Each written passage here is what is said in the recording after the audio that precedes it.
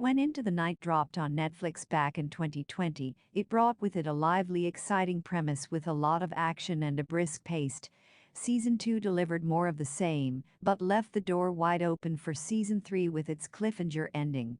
I must confess, going into Yakamoz S245, I had no idea this was a spin-off series set in the same universe until partway through episode 1. Essentially, Yakamoz plays out, as Into the Night Season 3, with the same premise, but less likable characters and plenty of dumb, emotionally charged decisions made across the show. For those unaware of what's happened, Yakamoz S245 takes place in the near future with the sun belching out a huge sun flare that looks like it's about to cook the Earth.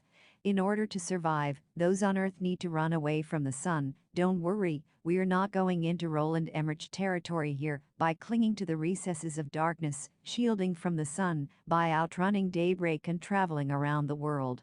While Into the Night showcased this journey through a plane, Yakamoz S245 instead shifts the focus to a submarine.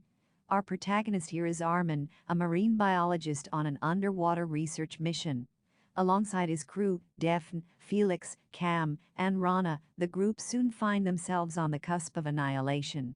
Desperate to outrun the sun, the gang are helped along by the arrival of a military submarine called Yakamoz S245.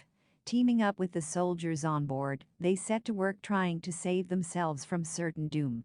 In typical action thriller fashion, a lot of the characters make some seriously dumb choices.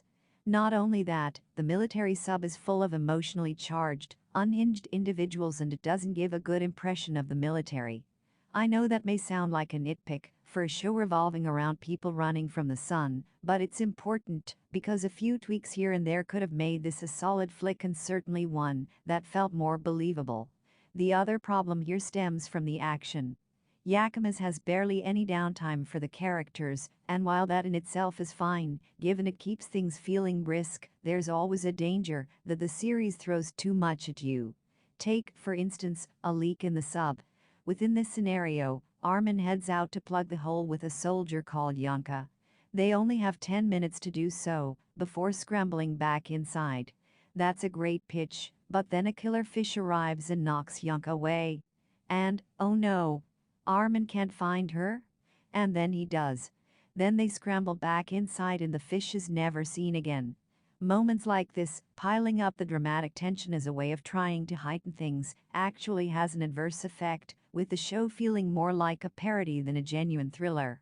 The trouble is, some of this could be downplayed if the visuals and special effects were good, but they're not.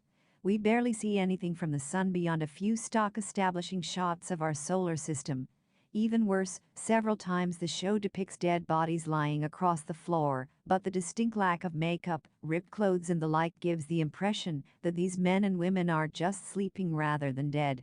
In fact, at one point early on when the group find a bunch of people in an underground shelter, I genuinely thought they were alive. The story does have its moments though, and the way this ties in with Into the Night is beautifully handled. This part of the series is great to see, and in a way, I wish there was more of it.